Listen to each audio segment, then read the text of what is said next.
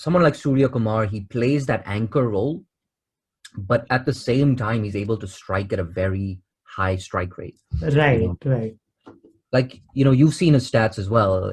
He hit a lot more fours than sixes last season, and on average, he's not the kind of player who's going to hit 1.6 or 1.5 sixes a game.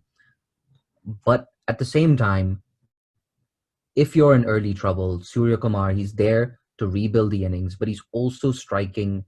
He gets going from ball one, and he's a very unique player in that sense. He's an anchor, but he scores quickly, and it just works out so well for Mumbai Indians. Having him and Ishan Kishan both in there, it's one of the recipes for their recent success.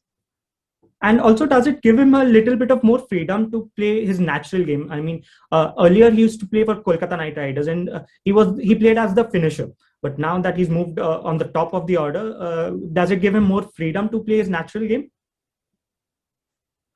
I think it just gives him the freedom to be a proper batsman. Right. He's not. I mean, don't get me wrong. He can finish in innings, and we saw him staying undefeated a few times last season.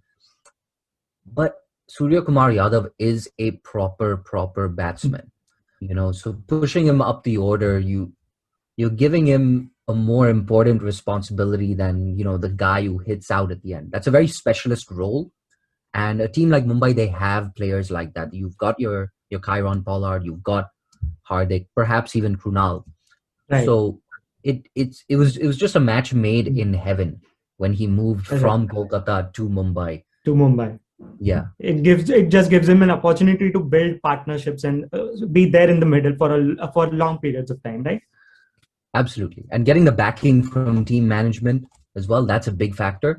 And I mean, the proof is in the pudding.